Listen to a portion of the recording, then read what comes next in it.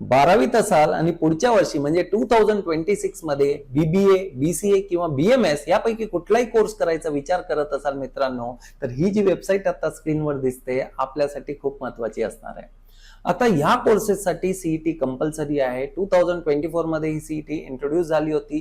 त्यावेळी बऱ्यापैकी मुलांना माहिती नव्हतं, बऱ्याचशा विद्यार्थ्यांना बीबीए, बीसीए करताच आलं नाही.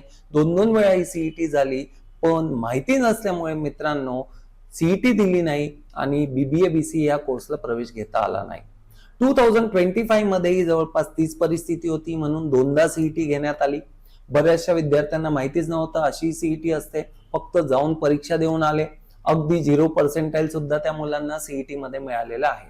आता 12वीच्या मार्क्सची कुठलीही किंमत इथे राहिलेली नाहीये. म्हणजे 12वीला जर आपण खूप पैसे भरून म्हणजे लाख लाख रुपये भरून जर वेगवेगळे क्लासेस लावले असतील आणि या अपेक्षेने की 12वीत खूप चांगला स्कोर झाला तरच मला चांगलं कॉलेज मिळेल, बीबीए करता येईल, बीसीए करता येईल, तर मित्रांनो हा गैरसमज आहे. आता 12वीच्या मार्क्सला 0 व्हॅल्यू आहे.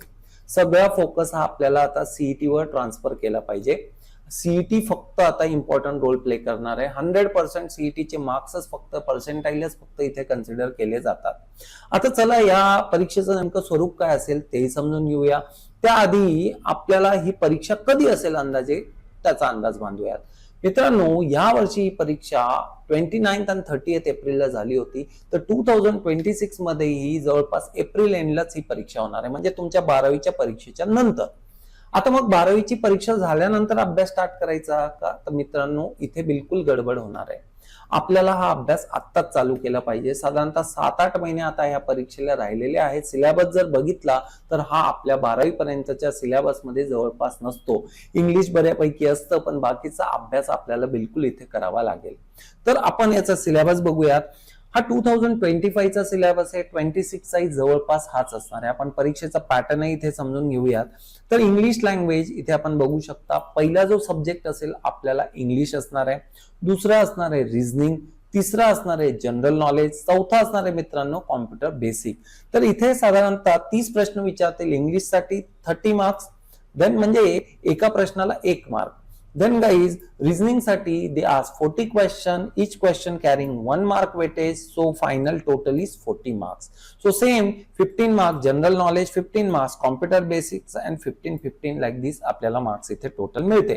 So 100 questions they ask for 100 marks. आता वेळ किती मिळतो तर 1.5 तास, म्हणजे साधारणतः 90 minutes you get for this exam. So less than a minute तुम्हाला इथे क्वेश्चन हा अटेम्प्ट करायचा असतो. निगेटिव्ह मार्किंग नसते आणि त्यामुळे जे अभ्यासू विद्यार्थी असतात डेफिनेटली त्यांना एक कॉम्पिटेटिव्ह एज इथे मिळतो, कारण ज्यांनी तुक्के लावलेत त्यांना सुद्धा चांगलं पर्सेंटाईल इथे मिळू शकतं. तर मित्रांनो मोड ऑफ द एक्झामिनेशन ऑनलाईन आहे. वेगवेगळ्या स्लॉट्स मध्ये ही एक्झाम होणार आहे. तर आता ह्या एक्झाम साठी प्रिपरेशन कशा पद्धतीने आपण प्लॅन आउट करू शकता. मित्रांनो इथे रिझनिंग बद्दल बोलूयात. तर रिझनिंग मध्ये 2 पार्ट आहेत, वर्बल आणि अरिथमॅटिक. आता अरिथमॅटिक म्हणजेच मित्रांनो क्वांट आपण समजू शकता. त्याच्यात टॉपिक येतात जसे रेशो प्रपोर्शन असेल, तुमचं पर्सेंटेज असेल, प्रॉफिट अँड लॉस असेल, असे वेगवेगळे topic, simple interest, compound interest, म्हणजे अगदी 10वी पर्यंतचं जे एक फंडामेंटल अरिथमॅटिक मॅथ्स असतं ते जनरली इथे तुम्हाला विचारलं जातं. मग त्याच्यात डेटा इंटरप्रिटेशनही असतं. रिझनिंगची डेप्थ ही बऱ्यापैकी चांगली आहे. रिझनिंगवर खूप स्ट्रॉंग क्वेश्चन्स इथे विचारले जातात. इंग्लिशची डेप्थ खूप आहे. तर जर तुमचं इंग्लिश वीक असेल, ओकॅब्युलरी तेवढी परफेक्ट नसेल, तर मित्रांनो it's the right time to start with English आणि इमिडिएटली तुम्हाला ओकॅब्युलरी बिल्ड करायला सुरुवात करायची आहे. मग अगदी आर्टिकल टॉपिक असेल, जिरंट टॉपिक असेल, मित्रांनो इमिडिएटली प्रिपरेशन आपल्याला स्टार्ट केलं पाहिजे, बिकॉज इट टेक्स टाइम आणि मॅक्सिमम वेटेज जो आहे 70% वेटेज हा इंग्लिश आणि रिझनिंगचाच आहे. जीके मध्ये 2 पार्ट असतात, स्टॅटिक जीके आणि तुमचा करंट अफेअर. आता स्टॅटिक जीके कधी बदलत नाही, म्हणजे भारताचे पहिले प्राईम मिनिस्टर कोण होते हे निश्चित झालंय मित्रांनो, ते बदलणार नाही. तर याला भरपूर पाठांतर लागत असतं. करंट अफेअर बद्दल बोलायचं झाल्यास आपल्याला साधारणतः एका वर्षापर्यंत जे काही झालेलं असतं त्याचा अंदाज बांधायचा असतो. नॉर्मली 3 ते 4 महिने इनफ असतात, पण out of the box questions हे जनरली येत असतात. आता कॉम्प्युटर बेसिक्स बद्दल बोलायचं झाल्यास, ज्या मुलांचं 12वी मध्ये कॉम्प्युटर विषय आता आहे, IT आहे, त्यांना बऱ्यापैकी याची आयडिया असते. पण ज्यांना कॉम्प्युटर या सब्जेक्टचा गंधच नाही मित्रांनो, त्या मुलांना बरेचसे टॉपिक हे प्रिपेअर करावे लागतात आणि खूप डेप्थ मध्ये असतात. म्हणजे अगदी एक टॉपिक, आता मी समजा बेसिक्स ऑफ इंटरनेट बद्दल बोललो, सिस्टम सॉफ्टवेअर ऍप्लिकेशन सॉफ्टवेअर बोललो मित्रांनो, प्रिपरेशनची डेप्थ ही बऱ्यापैकी असते. तर इन शॉर्ट आपल्याला साधारणतः 7 ते 8 महिने हे लागणारच या प्रिपरेशनला. सुरुवात ही आपण रिझनिंग ह्या सब्जेक्टनेच केली पाहिजे. 5वी ते 10वी पर्यंत जे अरिथमॅटिक मॅथ्स असतं ते आपल्याला प्रिपरेशन म्हणजे त्या टॉपिक्सने आपल्याला सुरू केलं पाहिजे. त्यानंतर रिझनिंग वर गेलं पाहिजे. मग इंग्लिश आपल्याला कंटिन्युअसली पॅरलली स्टार्ट करायचं आहे. GK साठी आपण चॅट जीपीटीची हेल्प घेऊ शकता. पण मित्रांनो, होतं असं आहे की चॅट जीपीटी कडे जो काही डेटा असतो तो डेटा हा सगळा त्याला प्री डिफाईन्ड डेटा असतो. तो डेटा ओल्ड जर झाला किंवा त्या डेटा ओल्डच असेल आणि मित्रांनो काही फॅक्ट्स ह्या बदललेल्या असतील, अशा केसमध्ये चॅट जीपीटी आपल्याला एक फेक इन्फॉर्मेशन देतं. त्याला वाटतं ती इन्फॉर्मेशन खरी आहे, पण ती इन्फॉर्मेशन फेक असतं. यालाच आपण हॅल्युसिनेशन म्हणतो. तर म्हणून 100% आपल्याला चॅट जीपीटीवर निर्भर राहता येत नाही. कॉम्प्युटर बेसिक्स साठी आपल्याला परफेक्ट मटेरियलच लागतं. या वर्षी मित्रांनो, NHG अकॅडमीचा जो प्रिपरेशनची जी बॅच होती, Arush Pathak he got BMCC मित्रांनो, 100% त्याला मिळालेले आहेत. महाराष्ट्रात जर आपण नंबर ऑफ स्टुडंट्स बघितले तर साधारणतः 30 ते 40 हजार विद्यार्थी ही परीक्षा देतात. त्यापैकी साधारणतः 18 ते 20 हजार मुलं फक्त क्वालिफाय होतात. मित्रांनो, आरुष पाठक गॉट 100% आणि त्याला BMCC कॉलेजमध्ये ऍडमिशन मिळालेलं आहे. तर आपल्याला ही बॅच जॉईन करायची असेल तर साधारणतः दिवाळीच्या आधी एक आणि दिवाळी नंतर आम्ही ही एक बॅच प्लॅन करतोय.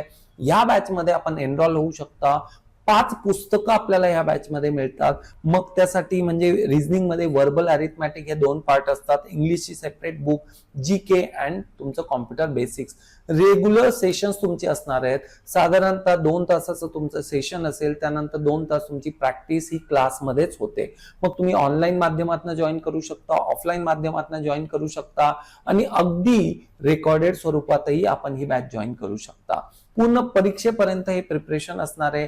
ज्यावेळेस तुमची बोर्डची एक्झाम असेल त्यावेळेस साधारणतः 1 महिन्याचा ब्रेक आपल्याला मिळणार आहे.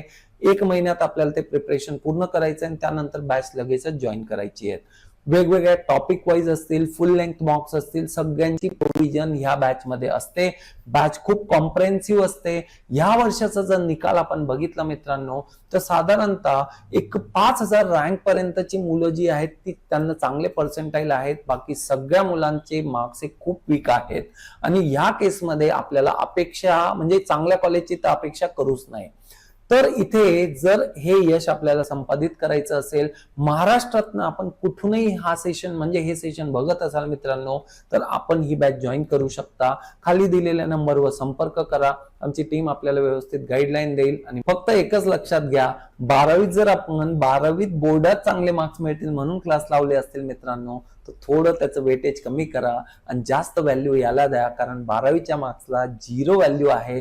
100% CETच्या मार्क्सवरच आपलं पुढचं भवितव्य निर्भर करणार आहे. Thank you very much friends.